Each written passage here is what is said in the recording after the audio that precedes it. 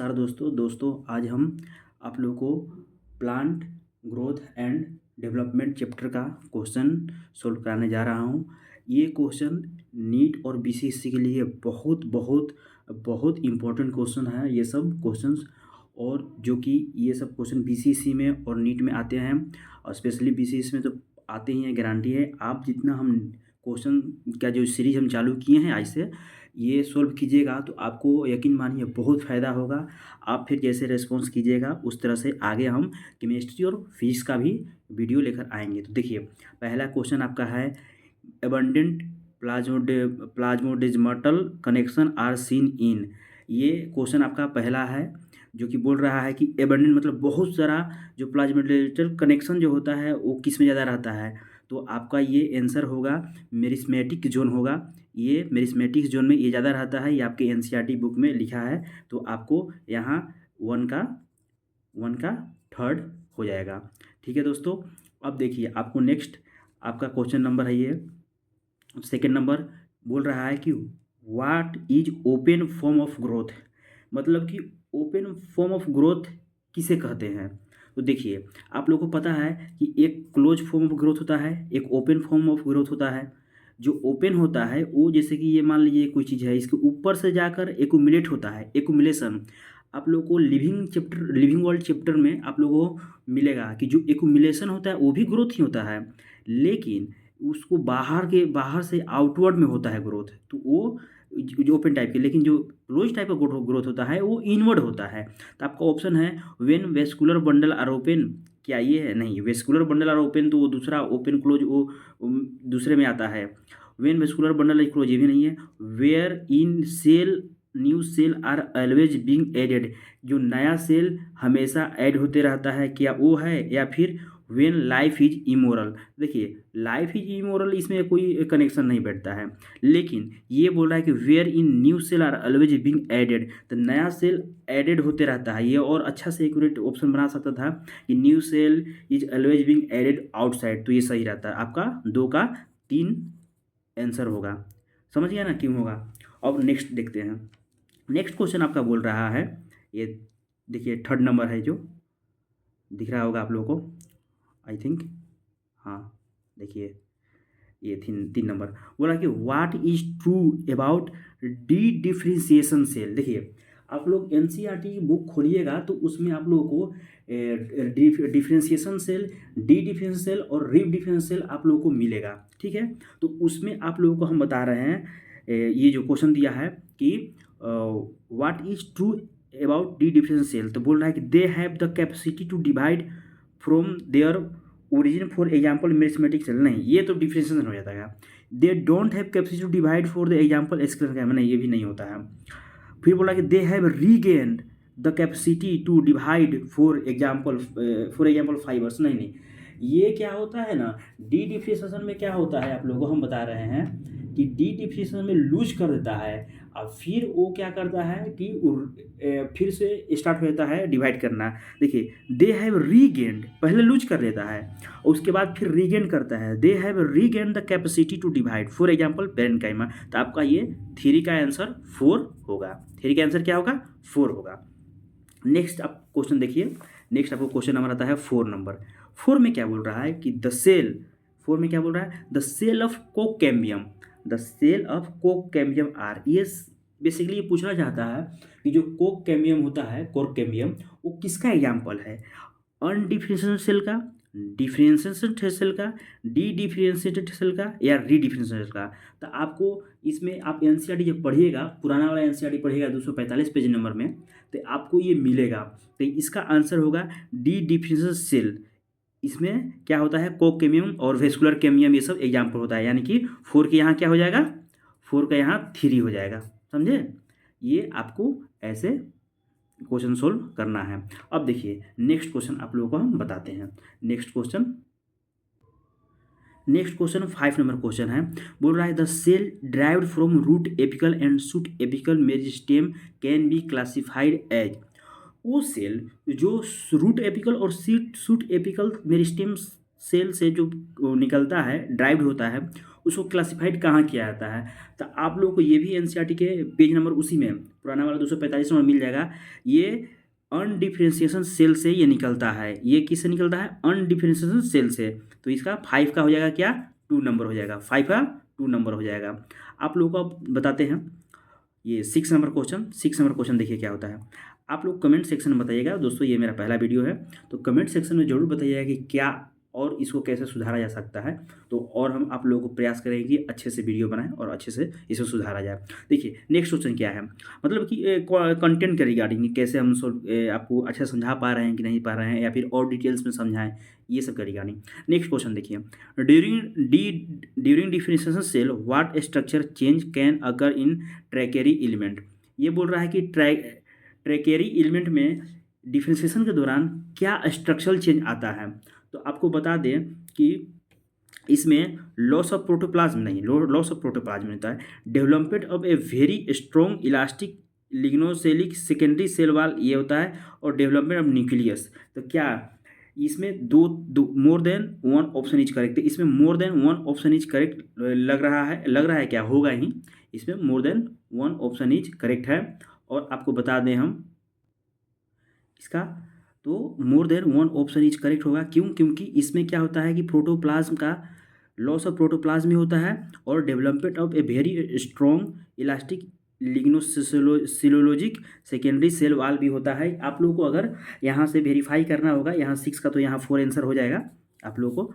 लेकिन आप लोगों को अगर ऐसा देखना है एनसीईआरटी में, तो आपको एनसीईआरटी में अगेन 245 पेज नंबर के ऊपर से 2-3 लाइन छोड़कर आप लोग देखिएगा, तो ये लाइन आपको मिल जाएगा, यानी कि फिर से एनसीईआरटी का ही क्वेश्चन है, और आपको एनसीईआरटी के क्वेश्चन ही करना है, उसके रिगार्डिंग ही क्वेश्चन करना है। इधर उधर दौड़ने से कोई फायदा है नहीं। क्यों? क्योंकि नीट और बीसीएसई में एनसीईआरटी के ही आसपास से क्वेश्चन पूछता है दोस्तों। ठीक है, नेक्स्ट करते हैं आप लोगों का 7 नंबर क्वेश्चन। 7 नंबर दोस्तों क्वेश्चन में क्या है कि बोल रहा है कि to measure the growth in maize root apical meristem most appropriate parameter is. तो बोल रहा है कि आपको मेज जो होता है, मेज का रूट एपिकल मेरी स्टेम में जो पैरामीटर होता है ग्रोथ का, वो क्या होना चाहिए? Number of cell, surface area, volume और साइज ऑफ सेल। तो आप लोग को इसमें क्या लग रहा है? ये जब भी आएगा मेरिस्मेटिक सेल आएगा इसमें ना, मेरिस्मेटिक सेल, तो इसमें नंबर ऑफ सेल को दिखाया जाता है मापने के लिए। ठीक है, तो इसका 7 का क्या आंसर हो जाएगा? 7 का 1 हो जाएगा, नंबर ऑफ सेल आएगा। ठीक है दोस्तों, नेक्स्ट देखिए, नेक्स्ट है आप लोगों का 8 नंबर। 8 नंबर क्वेश्चन क्या बोल रहा है कि swelling of pieces of wood when placed in the water is not considered as a growth because. देखिए आप लोगों को पहले एक चैप्टर आता था, हम आपको बता रहे हैं शुरू से अच्छे से, एक चैप्टर आता था हम लोग के एनसीईआरटी में पहले, ट्रांसपोर्टेशन इन प्लांट। तो ट्रांसपोर्टेशन इन प्लांट में जो चैप्टर आता था, उस चैप्टर में आप लोगों को पढ़ने के मिलता था एक यही पढ़ने को मिलता था आपको इम्बाइबेशन। ठीक है, तो उसमें इसी प्रक्रिया को कहते हैं। जैसे कि बरसात के दिन में जब आप लोग का देखते होंगे तो गेट लगना बंद हो जाता है, खिड़की दरवाजे मतलब बंद करने में थोड़ा प्रॉब्लम होता है। क्यों? क्योंकि उसमें क्या है ना कि वो एब्जॉर्ब कर लेता है वाटर कंटेंट और फूल जाता है। तो उसी को ही बोल रहा है कि स्वेलिंग मतलब फूलना। Swelling of pieces of would, लकड़ी का जो पीस है वो स्वेल करता है जब हम लोग रखते हैं वाटर में, इसको ग्रोथ कंसिडर नहीं करते हैं। सिंपल सा बात है भाई, उसको ग्रोथ क्यों कंसिडर करेंगे? क्योंकि वो क्या हो जाएगा ना, जैसे ही पानी सूखेगा तो फिर नॉर्मल शेप में आ जाएगा, तो फिर ये ग्रोथ हुआ कहाँ? ग्रोथ क्या होता है? आपको एनसीईआरटी के जो पहला लिविंग चैप्टर सेल है, द लिविंग वर्ल्ड, उसमें डायरेक्ट लिखा हुआ है कि growth is irreversible. Growth is irreversible लिखा हुआ है आप लोगों को। आप एनसीईआरटी के लिविंग वर्ल्ड चैप्टर जाकर पढ़िएगा तो उसमें लिखा हुआ है। लेकिन ये तो रिवर्सेबल हो गया, क्योंकि जब पानी निकलेगा तो फिर पतला हो जाएगा। जैसे ही पानी आएगा वो पानी को ऑब्जर्व करेगा, पानी को सोखेगा लकड़ी, तो क्या होगा? फिर फूल जाएगा, फिर उसका साइज बढ़ जाएगा। इसलिए इसको ग्रोथ कंसीडर नहीं करते। तो देखिए क्या लिखा हुआ है, it does not occur at expense of energy. हाँ, एनर्जी खर्च थोड़ी होता है, वो तो सिंपल ऑस्मोसिस के थ्रू जाता है।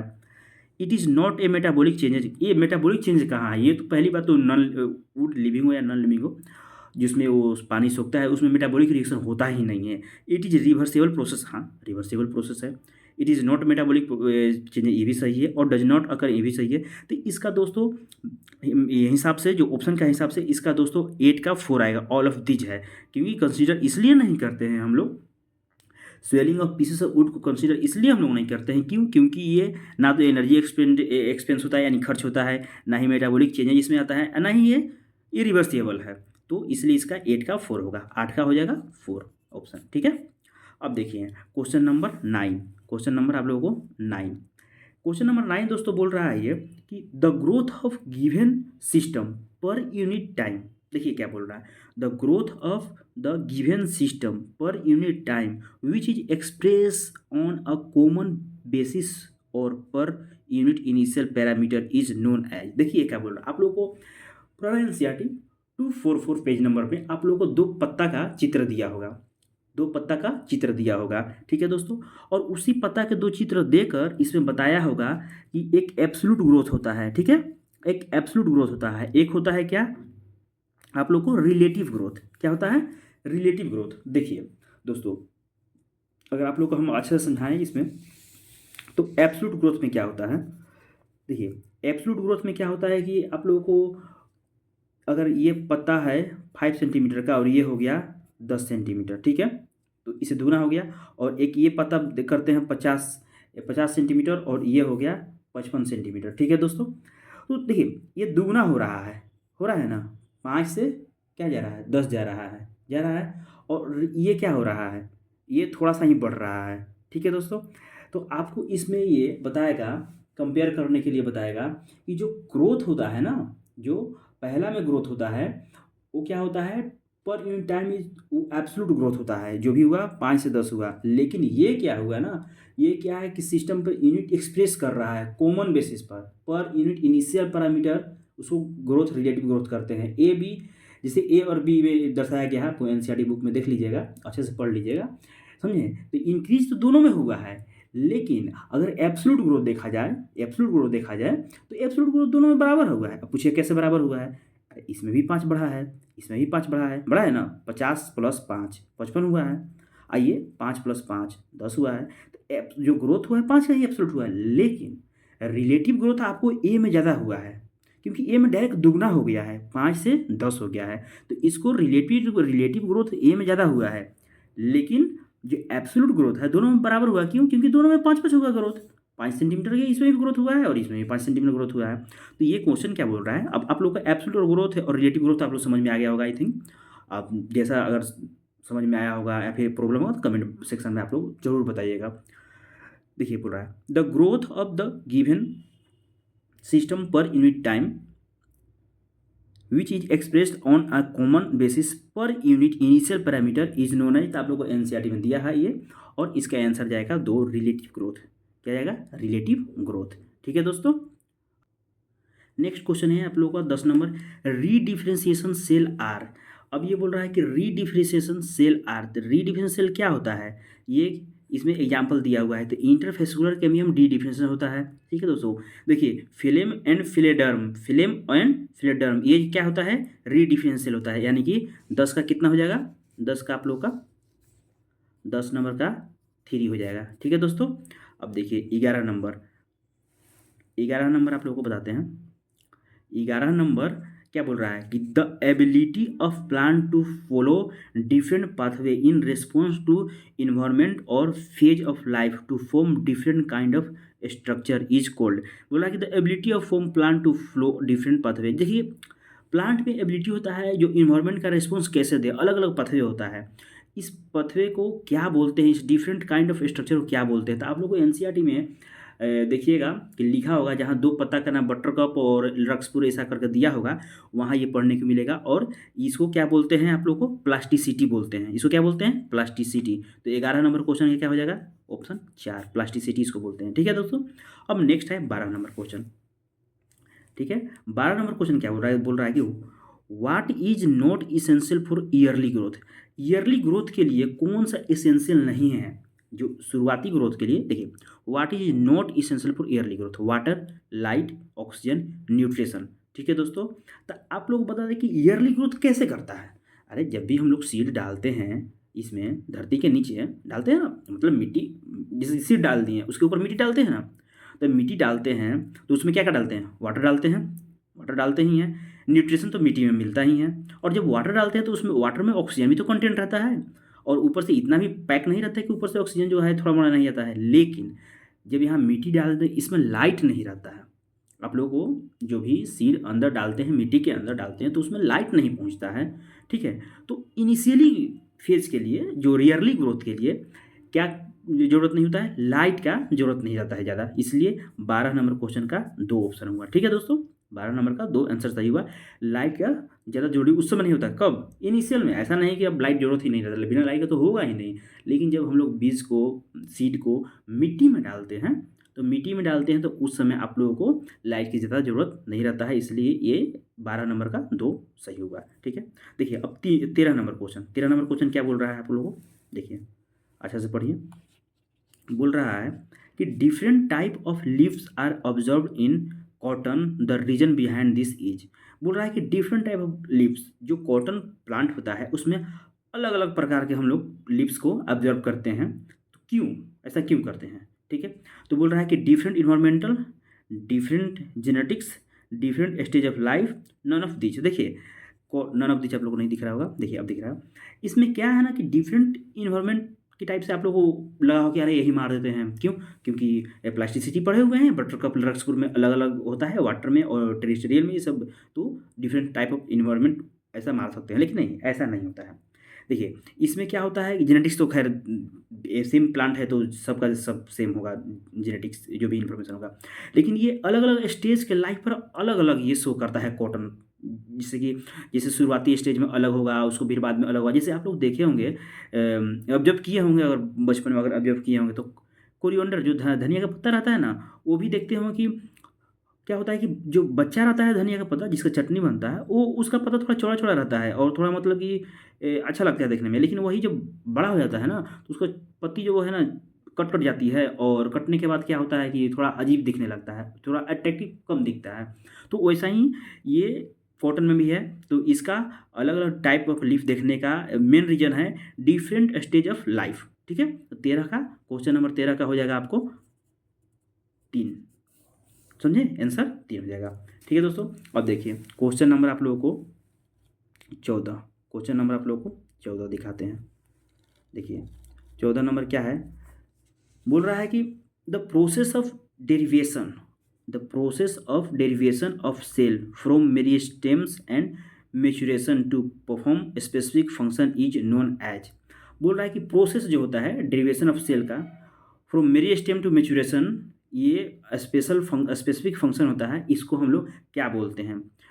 रीजनरेशन बोलते हैं, डी डिफरेंशिएशन बोलते हैं, रीडिफरेंशिएशन बोलते हैं, या डिफरेंशिएशन बोलते हैं। देखिए दोस्तों, जब शुरुआती में मेरिस्टेम से मैच्योरेशन फेज में डालता है तो ये डिफरेंशिएशन होता है, क्योंकि ये सब शुरुआत में हो रहा है, समझे। अगर डी डिफरेंस का होता है जब कैपेसिटी लॉस होता है, रीगेन करता है, ये इसमें भी ऐसा ही है। लेकिन रीजनरेशन तो अलग ही हो गया। लेकिन डिफरेंशिएशन में क्या होता है, कोई भी सेल जब नया नया होता है, जैसे कैलस का नाम सुने होंगे, अरे जो वो हम लोग बनाते हैं ना, बहुत सारा पौधा बनाते हैं, एक पेड़ का कुछ टिश्यू काट कर उसमें से लगा कर वो न्यूट्रिशन देते हैं, फिर यहाँ से छोटा छोटा पौधा निकालते हैं, तो वो भी डिफरेंशिएशन ही होता है, ठीक है। वही डिफरेंशिएशन यहाँ हो रहा है, क्योंकि शुरुआती फेज में भी हो रहा है मेरे स्टेम में। हाँ, अगर इसके बाद जब होगा तो रीडिफरेंशिएशन डी डिफरेंशिएशन इस समय आएगा। तो इसका 14 का आंसर आप लोगों को चल जाएगा 4th। 14 का कितना कहाँ जाएगा? 14 का 4 जाएगा, ठीक है दोस्तों। इतना समझ में आ गया। चलिए अब नेक्स्ट पढ़ते हैं। देखिए नेक्स्ट क्या है, आपको 15 नंबर क्वेश्चन है। बोल रहा है कि what is not true about arithmetic growth pattern. Arithmetic growth और आपको मिलेगा ज्योमेट्रिकल ग्रोथ। ये आपको एनसीईआरटी अगर आप देखिएगा तो पुराने एनसीईआरटी में आप लोगों को पेज नंबर शायद कितना मिलेगा, 2, आप लोगों को पेज नंबर कितना मिलेगा ये बताते हैं, 2 शायद 43 42 पर मिलेगा, पेज नंबर 42 पर मिलेगा आप लोगों को पुराना एनसीईआरटी में। देखिए ये क्या बोल रहा है कि what is not true about arithmetic growth pattern. In arithmetic growth only one daughter cell continue to divide while other differences and mature. देखिए क्या बोल रहा है कि अर्थमेटिक सेल में क्या एक ही सेल डिवाइड करता है, बाकी सब मेच्योर हो जाता है, और नॉट ट्रू बोल रहा है, ठीक है। नॉट ट्रू बोल रहा है, ये तो सही होता है, क्योंकि एक सेल डिवाइड होता है बाकी सब मेच्योर हो जाता है। लेकिन ज्योमेट्रिकल में क्या होता है कि सबका सब डिवाइड होता है, 2 4 8 ऐसे बन जाता है, ठीक है। In arithmetic growth both daughter cell continue to divide, नहीं नहीं, एक देखिए एक ये ऐसे होता है, आपको एनसीईआरटी में दिया होगा कि अगर ये डिवाइड करता है यहाँ, ऐसे, तो ये अलग मैच्योर हो जाएगा, लेकिन ये डिवाइड फिर से करेगा, ठीक है। ऐसे होता है अरिथमेटिक में। लेकिन जो होता है ज्योमेट्रिकल में दोस्तों ये होता है, ज्योमेट्रिकल में क्या होता है कि ये ऐसे डिवाइड किया तो ये हुआ, एक हुआ, ये भी दो डिवाइड हुआ, ऐसे ऐसे होता है डिवाइड, समझे। तो ये क्या होगा, इसका सेकंड नंबर आंसर मिल गया। लेकिन फिर आगे देखते हैं, root elongation at a constant rate execute arithmetic नहीं, ये ज्योमेट्रिकल दिखाता है। एंड एम्ब्रियो डिवाइड, ये भी ज्योमेट्रिकल दिखाता है। तो आपका बोल रहा है कि नॉट ट्रू कौन है, तो आप लोग का 15 का आंसर हो जाएगा, 15 का आंसर हो जाएगा 2 नंबर, 15 का 2 ऑप्शन हो जाएगा। क्यों? क्योंकि ये continue divide both daughter cell नहीं करता है, एक करता है, एक मैच्योर हो जाता है, समझे। अब देखिए नेक्स्ट चलते हैं, क्वेश्चन नंबर 16। ये क्या बोल रहा है दोस्तों कि the factor which govern and control the development process are, वो कौन सा फैक्टर है जो कि कंट्रोल करता है डेवलपमेंट प्रोसेस का, समझे दोस्तों। ये आपका देखिए क्या दिया, extrinsic intrinsic both 1 2 and none of this. देखिए आप लोगों को हम बता रहे हैं कि जब आप लोग पढ़िएगा इसी चैप्टर में आगे ग्रोथ में तो उसमें क्या दिया रहेगा ना कि देखिए बोलेगा कि ये एक्सटेंसिक और इंट्रिंसिक दोनों रिस्पॉन्सिबल होता है डेवलपमेंट और ग्रोथ में। क्यों? क्योंकि एक्सटेंसिव जब तक उसको हार्मोन ये क्या बोलते हैं उसको, टेम्परेचर नहीं मिलेगा, लाइट नहीं मिलेगा और एयर नहीं मिलेगा, ये सब नहीं मिलेगा तो ग्रोथ नहीं करेगा। और इंट्रिंसिक में उसका जेनेटिक प्रॉपर्टी होता है, हार्मोन उसका अंदर वाला जो होता है जिबेरेलिक, ये सब नहीं मिलेगा तो फिर ग्रोथ नहीं करेगा। यानी कि इसमें दोनों का उतना ही योगदान है ग्रोथ होने में। तो यानी कि 16 का इस 3 आंसर होगा, समझे दोस्तों। अब देखिए नेक्स्ट क्वेश्चन आप लोग को ये है ग्राफ वाला। आप लोग और बता दें कि नीट में आजकल ग्राफ का भी क्वेश्चन पूछने लगा है, तो आप लोगों को ग्राफ वाला क्वेश्चन भी ध्यान देना है, ग्राफ वाला क्वेश्चन को भी अच्छे से ध्यान देना है, क्योंकि बिना ग्राफ वाला क्वेश्चन से ऐसा मतलब छूट जाएगा। इसलिए आप लोग ग्राफ वाला क्वेश्चन भी ध्यान देते रहना। देखिए दोस्तों क्या बोला कि what is not true about the growth curve given in the diagram. देखिए ये डायग्राम को अच्छे से देख लीजिए। देखिए क्या है, इधर साइज वेट है, ये आपको एनसीईआरटी में डायग्राम मिल जाएगा। आप लोग मतलब कि ऐसा नहीं सोचिएगा कि नहीं एनसीईआरटी में नहीं है, कहाँ का डायग्राम है, नहीं एनसीईआरटी की डायग्राम है, ये आपको ये मिल जाएगा। ये एक्सपोनेंशियल फेज होता है, ये लैग फेज होता है, ये स्टेशनरी फेज होता है। तो इसके बारे में बोल रहा है कि नॉट ट्रू। आप क्वेश्चन को पहले अच्छे से पढ़ा कीजिए, ट्रू है, नॉट ट्रू है, फॉल्स है, कि इनकरेक्ट है, करेक्ट है। ये सब में क्या है कि जब हम तैयारी करते थे तो उसमें ये सब में बहुत ज़्यादा गलती होता था। तो इससे क्या होता है कि आता हुआ क्वेश्चन भी गलत हो जाता है। तो इसलिए ये सब जो है इसको पहले हाईलाइट कर लिया कीजिए और उसके बाद फिर क्वेश्चन को सोल्व करना आरंभ कीजिए। जैसे देखते हैं इसका ऑप्शन क्या क्या है, इसमें आप लोग का ऑप्शन क्या क्या मिलेगा, ये देख लीजिए क्या बोल रहा है। The growth curve is known as sigmoid growth curve, ये तो सही बात है, जो इस ग्रोथ कर्व को सिग्मोइड ग्रोथ कर्व ही कहते हैं। नेक्स्ट बोल रहा है कि it is a characteristic of living organism growth in natural condition. हाँ देखिए नेचुरल कंडीशन में जो ग्रोथ करता है तो ये नेचुरली जो ग्रोथ करता है बिना उसको किसी हेल्प के, तो ऐसा ही ग्रोथ करता है। पहले लैग फेज होता है, एक्सपोनेंशियल फेज होता है, फिर स्टेशनरी फेज में आ जाता है।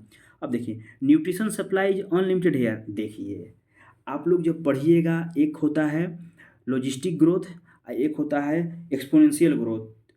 तो एक्सपोनेंशियल ग्रोथ में क्या होता है कि अनलिमिटेड न्यूट्रिशन सप्लाई रहता है, लेकिन इस ग्रोथ में ये लॉजिस्टिक या रियलिस्टिक ग्रोथ जिसको बोलते हैं, ये आपको ये हम जो बोल रहे हैं आपको इकोसिस्टम पढ़िएगा ना तो उस चैप्टर में आपको मिलेगा, इकोलॉजी में मिलेगा, ये इकोलॉजी में ये मिलेगा आपको फिर से ग्राफ दिखने को। तो वहाँ क्या है, ये बायोडाइवर्सिटी सेकंड में, मतलब कि इकोलॉजी का अब तो लास्ट हो गया, पहले सेकंड लास्ट चैप्टर था बायोडाइवर्सिटी, अब तो इन्वायरमेंटल इशू निकाल दिया गया है इसलिए। तो उसमें लेगा न्यूट्रिशन सप्लाई इज अनलिमिटेड, नहीं, यहाँ लिमिटेड रहता है, यहाँ अनलिमिटेड नहीं रहता। देखिए यहाँ लिमिटेड रहता है इसलिए स्टेशनरी हो जाता है। तो आपका 17 का होगा क्या, 3 होगा, 17 का क्या होगा, 3 होगा। अब देखिए दोस्तों, अब 18 नंबर क्वेश्चन देखिए, 18 नंबर क्वेश्चन में क्या कह रहा है। 18 नंबर क्वेश्चन में ये बोल रहा है कि in plant growth is, plant में ग्रोथ कैसा होता है, समझे। बोल रहा है कि रेस्ट्रिकेटेड टू सर्टेन रीजन और स्ट्रक्चर। देखिए रेस्ट्रिकेटेड सर्टेन रीजन और स्ट्रक्चर में ये क्या प्लांट में होता है, रेस्ट्रिकेटेड होता है किसी एक जगह पर। फिर बोल रहा है कि इरिवर्सिबल होता है सॉरी, और बोल रहा है कि चेंज इन साइज होता है। तो हाँ दोस्तों देखिए ये क्या करता है इन प्लांट ग्रोथ में देखिए, ह्यूमन ग्रोथ में आप लोगों का यूनिफॉर्मली ग्रोथ होता है, सब जगह यूनिफॉर्मली ग्रोथ होता है, ठीक है। लेकिन प्लांट ग्रोथ में क्या होता है ना कि एक जगह रेस्ट्रिक्टेड होता है, जो टिप पर होता है, जो जहाँ मेरिस्टेमेटिक सेल ज़्यादा रहता है, ये रिवर्सिबल रहता है, ऑब्वियसली है। चेंज इन साइज तो होगा ही, तो इसका आंसर क्या हो जाएगा, 18 का 4 ऑप्शन हो जाएगा, 18 का 4 ऑल ऑफ दीज, 18 का क्या हो जाएगा 4 ऑल ऑफ दीज, इसका आंसर होगा। ठीक है दोस्तों, अब नेक्स्ट चलते हैं। नेक्स्ट क्वेश्चन आपका है 19 number question, development represent sum total of. देखिए ये भी आया था क्वेश्चन, ये बहुत तगड़ा क्वेश्चन है, ये मतलब जनरली एनसीईआरटी का हालांकि लाइन है, ऐसा बात नहीं है, लेकिन जनरली बच्चा लोग ध्यान नहीं देता है। Development represents sum total of growth and differentiation, sensation and growth, differentiation and regeneration, more than one option is correct. लेकिन ये आपका एनसीईआरटी के लाइन लिखा हुआ है, आप अच्छे से पढ़िएगा तो उसमें लाइन लिखा हुआ है कि development represent sum total of growth and differentiation, growth and differentiation. तो 19 नंबर का क्या हो जाएगा आप लोग का, ऑप्शन नंबर 1 हो जाएगा आंसर, समझे। अब देखिए नेक्स्ट 20 क्या कह रहा है कि in a growing plant the first phase during the process of growth is.